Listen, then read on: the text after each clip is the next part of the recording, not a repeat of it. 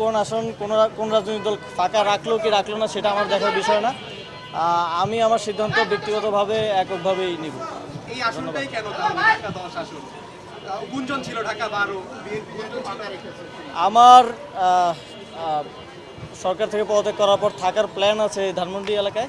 তো সেই জায়গা থেকে যেখানে থাকবো সেখানেই ভোটার হওয়া। আপনারা তো জানেন যে নির্বাচন করার জন্য আপনি কোথায় ভোটার হইলেন সেটা গুরুত্বপূর্ণ না, আপনি দেশের নাগরিক বা ভোটার হলেই যথেষ্ট। তো সেই জায়গা থেকে ঢাকায় ভোটার হওয়া, যাতে করে নির্বাচনের সময় আমার ভোটটা অপচয় না হয়। এই আপনি কবে নাগাদ পদত্যাগ করতে পারেন? জনতার কাতারে কবে আসবেন? পদত্যাগ কবে নাগাদ করতে পারেন?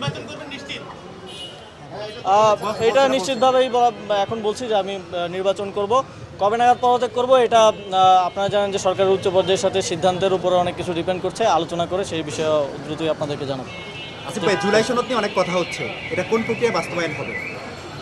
এই বিষয়ে এখনও যেহেতু কোনো সিদ্ধান্ত আসেনি, আপনারা জানেন যে সরকার রাজনৈতিক দলগুলোকে আলোচনা করার জন্য সময় দিয়েছে এবং সরকার রাজনৈতিক দলগুলো থেকে ফিডব্যাক পাওয়ার পর চূড়ান্ত সিদ্ধান্ত নেবে। সিদ্ধান্ত নেওয়ার পরে বলা যাবে, এখনই কিছু বলা যাচ্ছে না। আসিফ ভাই, সরকার রাজনৈতিক দলগুলো বলছে সরকার আসলে জনগণকে নিয়ে ভাবছে না, এটা নিয়ে আসলে কি বলবেন? কি করতে চাই? সরকার তো জনগণকে নিয়েই কাজ করছে, জনগণকে নিয়েই ভাবছে এবং সরকারের সকল কার্যক্রম জনগণমুখী। এবং এই সরকারের যেই তিনটা কাজ ছিল, সংস্কার, বিচার এবং গণতান্ত্রিক রূপান্তর, আপনারা দেখছেন যে তিনটা কাজই সমানভাবে এগিয়ে চলছে। বিচারের বিষয়ে এই মাসের মধ্যেই একটা গুরুত্বপূর্ণ অগ্রগতি হবে বলে আমরা জানি এবং সংস্কারেরও কার্যক্রম চলমান আছে, প্রায় শেষের দিকে।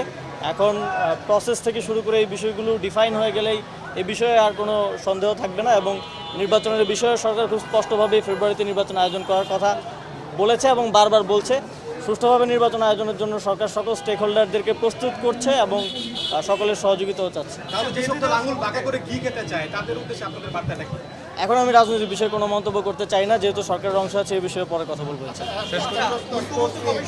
নারী ক্রিকেটের নিয়ে সারা বিশ্বের একটা বাংলাদেশের যে কলঙ্ক তৈরি হয়েছে, লেখালেখি হচ্ছে, এইটা মোচন করার কোনো পদ্ধতি ভেবেছেন? এটা খুবই দুঃখজনক। ইতিমধ্যেই বিসিবির সাথে আমি কথা বলেছি, বিসিবি একটা তদন্ত কমিটি আজকে গঠন করেছে এবং আমরা স্পষ্টভাবে বলতে চাই যে নারীদের ক্রীড়াক্ষেত্র সহ সকল ক্ষেত্রে তাদের নিরাপত্তা এবং তাদের যোগ্য সম্মানটা যেন আমরা নিশ্চিত করতে পারি। সেই জায়গা থেকে এই বিষয়ে তদন্ত কমিটির রিপোর্টের ভিত্তিতে প্রমাণিত হলে আমরা অবশ্যই যথাযোগ্য শাস্তিযোগ্য ব্যবস্থা নিব এবং ইতিমধ্যে আমার দপ্তর থেকেও ভিক্টিমের সাথে যোগাযোগ করা হয়েছে। যদি তিনি কোনো আইনি পদক্ষেপ নিতে চান, সেক্ষেত্রেও সরকার সর্বোচ্চ সহযোগিতা করবে।